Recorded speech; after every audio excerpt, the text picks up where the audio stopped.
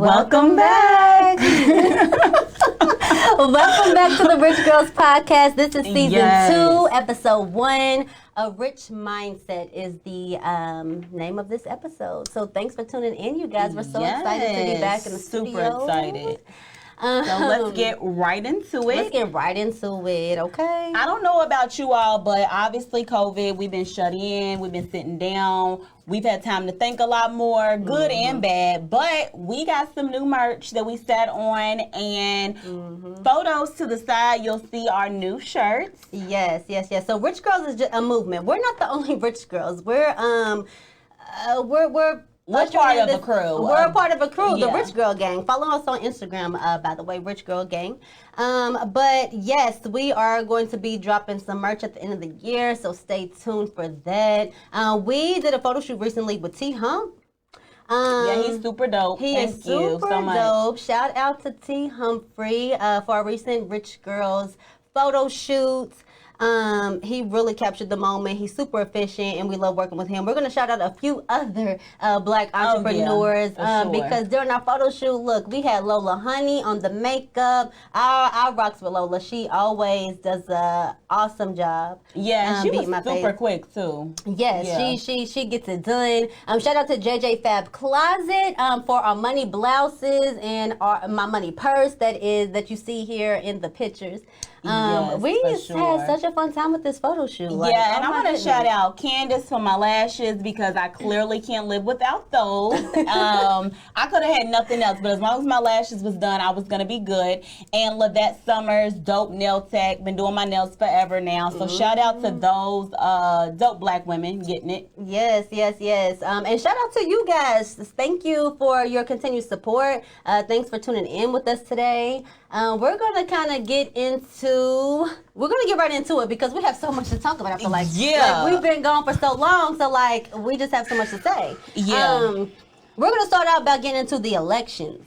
Okay, I know a lot of us have been suffering from election anxiety, just on pins and needles, what is going on? My intuition says Joe Biden is going to win, okay? So currently, let's look at the map as far as the Electoral College. Wow. And that's live right there, you guys. That's live. So 264 those are the numbers.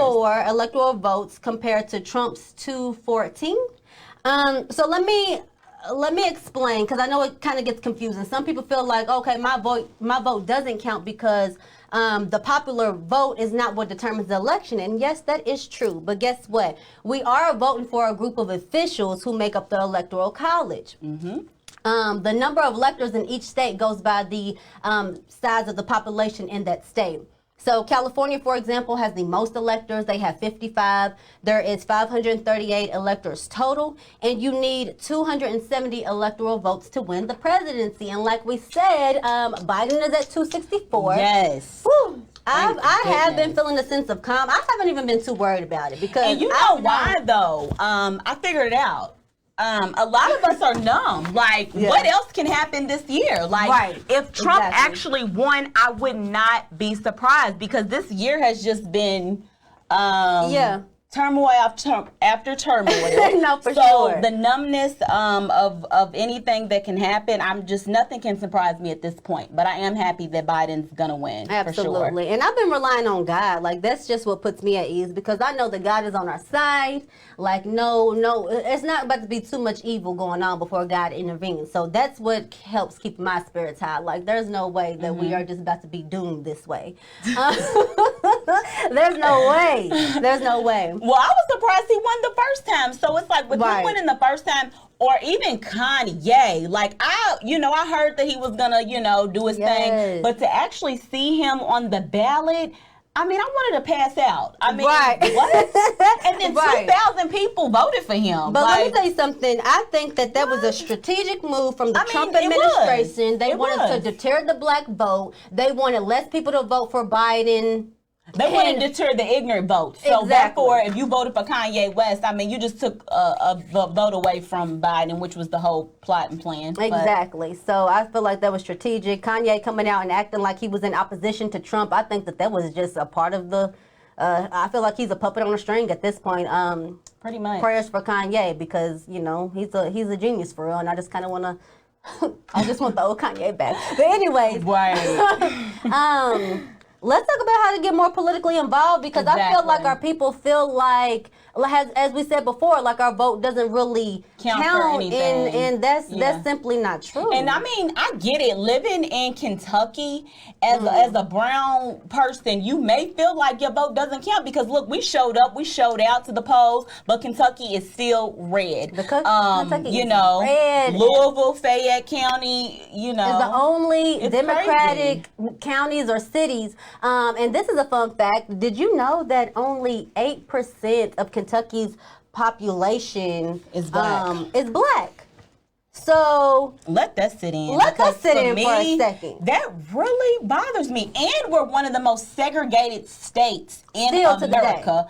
You know, and I think when you live somewhere, you know, you don't really see the bigger picture all the time. But the bigger picture is that we are definitely outnumbered here. But Louisville, we made some noise. We made some real noise this year. With Charles Booker earlier this year during the primary elections. He inspired the heck out of me. And speaking of that, we do need more black representation in government. If we're talking about how to get more politically involved, it doesn't just stop at the vote.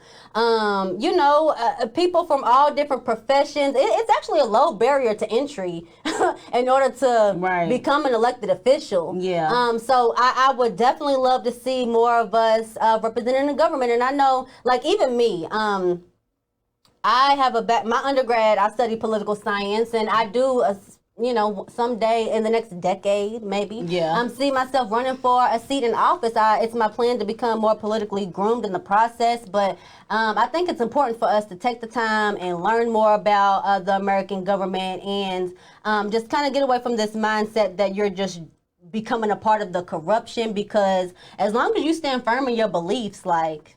Yeah, and you know, I think we all look at it as the president. I can't pick who the president is, but on a lower scale, these people in our community are determining sentencing. I mean, you know, we can pick certain judges, you know, and what they believe in. We have to look into all of that. If you know anybody who has been unfairly sentenced, I mean, I just watched something on TV. They give our brothers 15 years in prison for selling drugs, and I saw a man who raped a first grader, and he got 8 years. So all those little things, we really can have an impact on who we put in those seats to determine, you know, what really happens to us every day. A quick sidebar, I'm currently reading the new Jim Crow. Oh my gosh, I highly recommend it. Yeah, this really opens your eyes to the new Jim Crow. We obviously, as we said before, Louisville is still very segregated. Kentucky. Louisville, Kentucky is still very segregated. We are still living in these weird racist times. Like,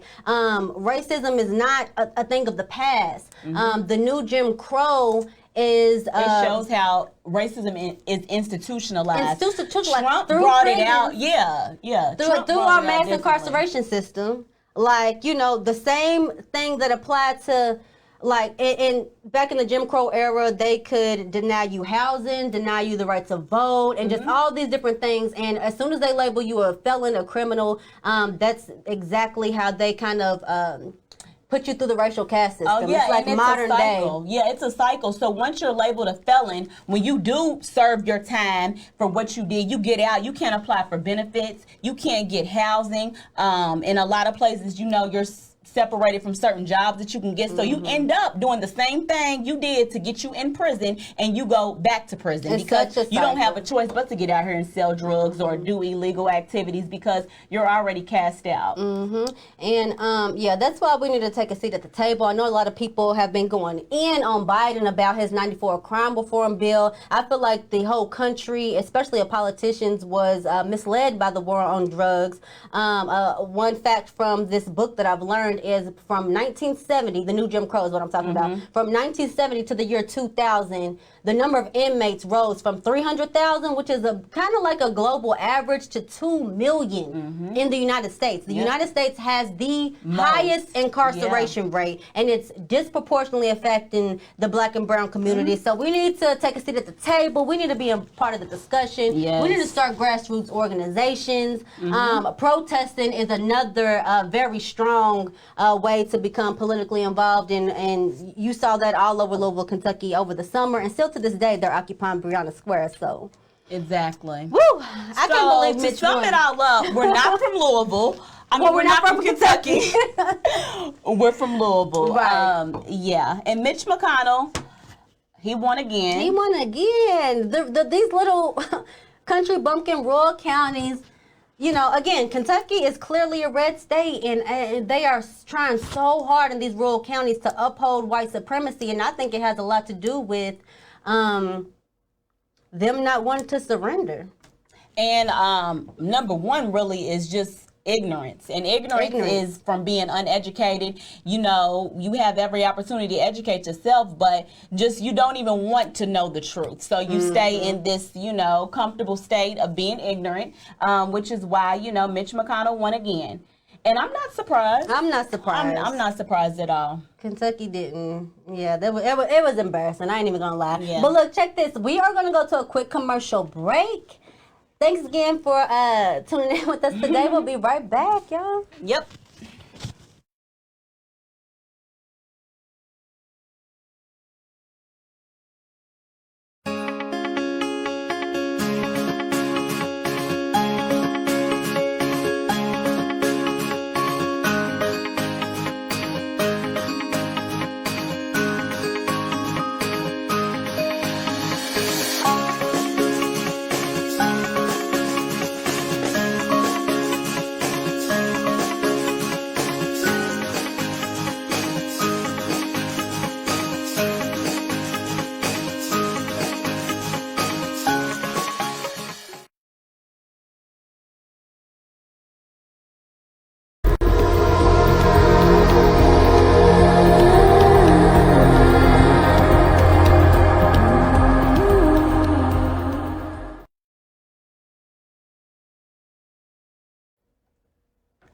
Welcome back, everyone. Welcome to the Rich Girls Podcast. Yes, we are going to go right into our second half of the show and get right into your mental health. I want to do a mental health check-in. I am actually a behavioral health therapist currently. I work with youth right now, ages 6 from my oldest client's about 17. And we want to get into how are you feeling mentally? Like, COVID's rising again. Kids are home from school. You know, a lot of us are Black. So that's a natural, you know, anxiety that we don't even understand that we have currently. So we want to definitely just check in with you all. What is your top stressor right now? I know for me, mine is NTI. It's really, I have a 6-year-old at home, and you know, I'm not a teacher, and I feel really bad because I'm not a teacher and I do my best, but it's a lot, especially when, you know, you're still working full time, and you're trying to maintain your mental stability from just everything that's happened already this year. So let us know below, like, what is your biggest stressor right now and how are you dealing with it? Like, we're going to talk about it more. We'll do a Q&A and I can answer some questions. But for you, like, what's your biggest stressor? Your biggest stressor? I'm going to say, I think the mine is NTI as well. I have been working from home during COVID, and that has been amazing. I feel like working from home can be such a productive activity. Yeah. But when you're trying to balance teaching your kids and making sure they're staying on task with this online instruction, like that is really testing my patience and everything else. Like, it has certainly been a struggle. And then on top of that, like, the kids, you know, the kids have been isolated at home. Oh, yeah. They can't do activities like they used to be able to do. So not only are adults going through stressful situations, but, like, let's keep in mind our children and what they're going through during COVID season. My youngest daughter, she's 8, and she even, you know, she was concerned about Trump being president, you know? Right, so, like, do you remember being a kid caring about who the president was? Because I don't remember that. So it's just like the kids are kind of being impacted from multiple angles as well. Right. Check in with your kids, most definitely. Working with children every day, we don't even realize that a lot of the things that we're stressed about, they're stressed about as well, in a different way. They don't want to be home all day, every day. You know, my oldest is He's 14, and at first he was cool with staying home and doing his thing, but now he's ready to go back to school. They need that social interaction. They need to get away from us, you know. So right, we need separation a little bit. Yeah, it's not just impacting us; it's definitely impacting them. So make sure you check in with your kids, and you know, don't be so hard on yourself. That's the number one thing that I've learned to come to grips with. Like, okay, I can't give my 100% on work today. I can't give my 100% with NTI today. Like, sometimes you really have to take a break, sit back, relax. Seasonal depression is coming up. Yes. It's dark at 5:30. Right. So all these things you have Seasonal to really be aware of. Plus COVID fatigue. 2020 has been like the worst Crazy. and best year in different ways. It's like so strange. Like, it is. You know, so we need to stay on top of our mental health. And this episode is called A Rich Mindset. So we're gonna do a quick Q&A with Cecily and just kind of talk about what she's been seeing out here on the front lines. But then we're gonna kind of get into some ways to take care of your mental health. So, and let's see, let's start. How is COVID impacting the mental health of our youth? Okay. So all my clients have, all my clients have different behavior issues that they've dealt with, which is why they're my clients. But most importantly, the biggest thing that I've seen for our youth is having outlets. You know, when they're home all day constantly, like a lot of us parents are, we have different goals because we're mentally, cognitively developed enough to understand what our goals are, paying the bills, taking care of the kids. But for them, you have to really, you know, tap into them and let them understand, set up a routine for them, because a lot of kids are really just like, what is going on? You know, like I wake up, I do my homework, and now what? So not having a routine every day has been the biggest struggle for a lot of my clients. And then on top of that, because of COVID, people have been dealing with losses. And we've been grieving all year long. Like, if we're not losing people to COVID, we're losing our family and friends to the streets. And it has just been having like a crazy impact. So, I you know, again, just check in with your babies, y'all. They're going through a lot too. They are. So I feel like a lot of people maybe have a stigma that mental health therapy is not very accessible. How can viewers connect to mental health services? Yeah, it's very easy. Especially, I know a lot of people have Medicaid, Medicare. KY Counseling Center is one of the top places that I send a lot of people. You can make your appointments online. They're really big on following up with you within 48 hours. You can do telehealth if you can't make it into the office. And most of the therapists are willing to see you every week. Especially for kids. So I would recommend KY Counseling Center, Sullivan Psychiatrics, the Home of the Innocents has their own psychiatric center for kids. But I always say to the parents, like, if you're not okay, your kids are not going to be okay. So we definitely got to tap into our mental health. Definitely. Because how can we take care of the kids if we're not, you know, whole within ourselves and really putting in that work so that we can put in the work with them?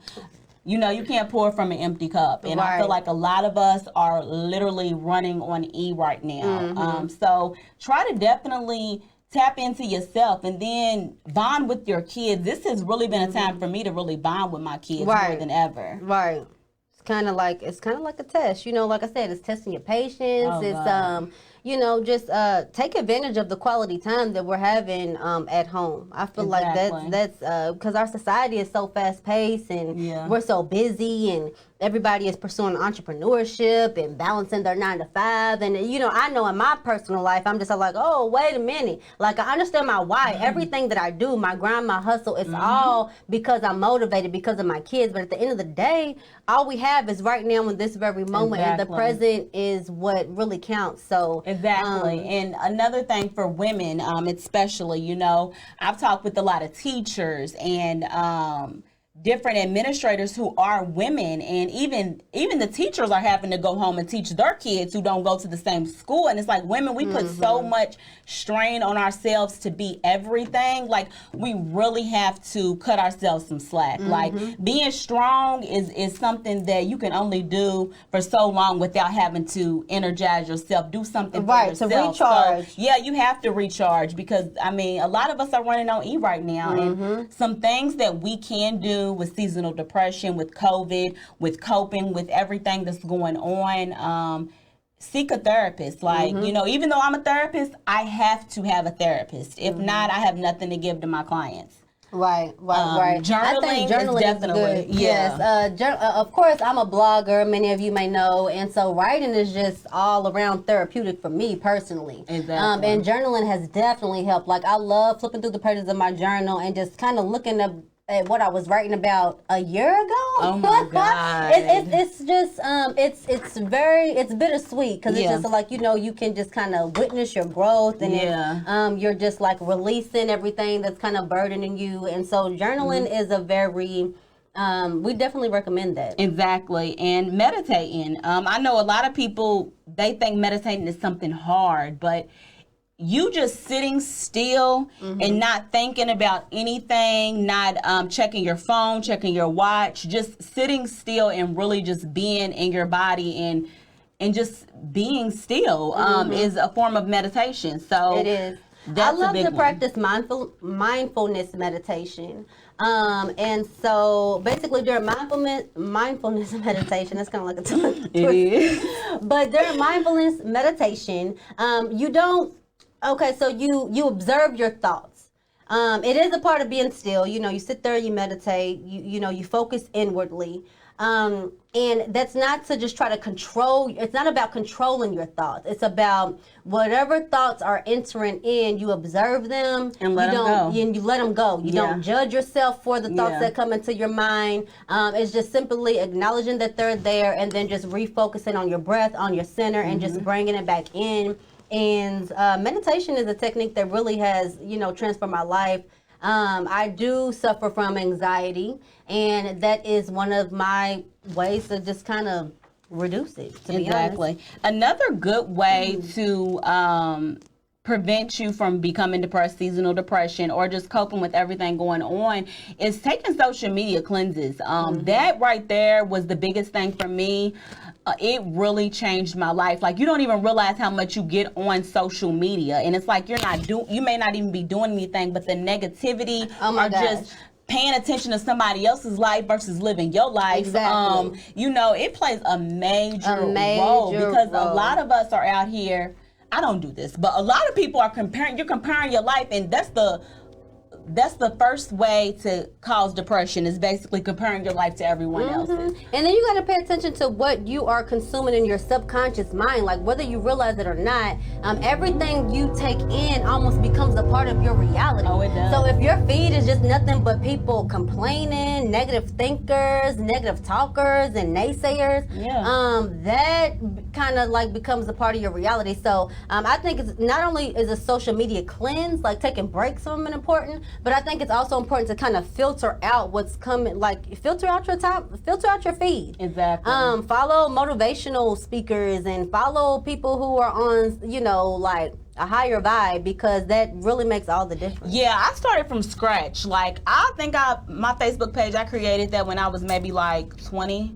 I'm 30 now, so I just deleted that page and started brand new. I'm not the girl I was when I was 20. Right. I don't want to follow the same people. I don't think the same anymore. So that really would help. It shifts it's your a distraction. It is. So if you're gonna let it be a good distraction, if it's gonna be a distraction, get onto your feed and like see some uplifting content. Like, you don't want to be following and being friends with people online who is just kind of like dragging your spirit down. Like, we're not doing that. And you'll be surprised what you will do with your time once you don't have that Facebook app to click on, Instagram, what's the other one, Snapchat, all of that. Like, you will find something better to do with your time.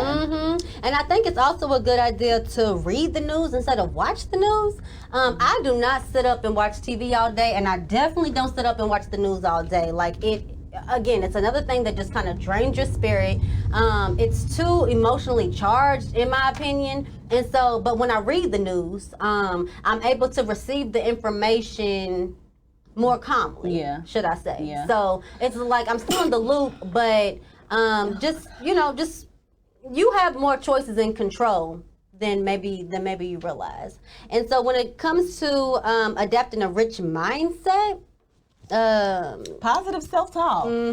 I even had to talk to myself today. I mean, you talk to yourself every day, whether you realize it or not, but a lot of it is negative. The negative, we don't even realize how negative we are with ourselves until you start speaking life into yourself. Then you feel the difference. Like, okay, I'm grateful. Like, I would recommend everybody every morning when you wake up, before you click on Facebook, before you text somebody back, write down 5 things you're grateful for. Absolutely. Or put in your phone 5 things you're grateful for. And it will motivate you in another way.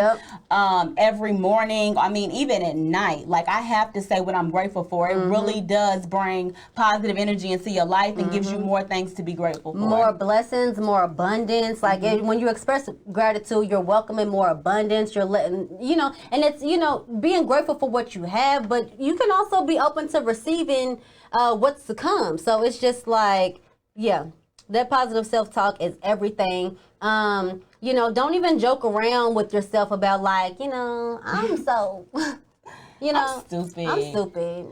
Or, a lot of us calling ourselves bitches, honestly, or, you refer to yourself as a bitch, or but just change your lingo, switch up your lingo. You think you playing, but you for real, like you really are speaking. You really do believe on that, yourself. and then it like confuses the universe because you're kind of projecting this these ideas about yourself, and so the universe is going to match you to where you at. So just be mindful about what comes out of your mouth. Exactly. It's hard to control you really can't control the thoughts that come into your mind, but you can always redirect them into a positive thought. Exactly.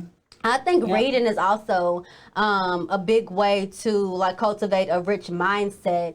We are both college graduates. Cesaley graduated with her master's. She went to grad school. And I think that, traditional education is one thing, but like the real continuous education is like more of a self-taught. Like you have to, again, it's just about what you consume. Like, pick up a book. And books, if you are confused about, because for me, going to grad school and just like I said, I was like, I'm not going to read another book for like years because all I did was read, write.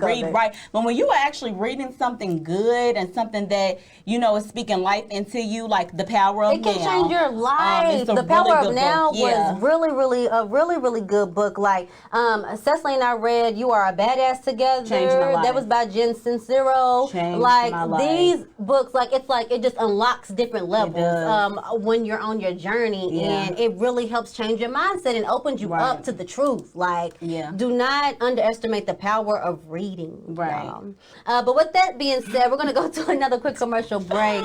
Thanks for sticking with us. We'll be right back, y'all. Yep.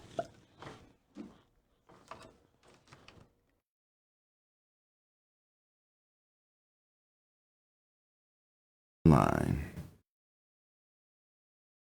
Wave FM Online works for the community, works for you. And we want your story, because your story's been misrepresented. Hit us up and be heard. Send us your videos.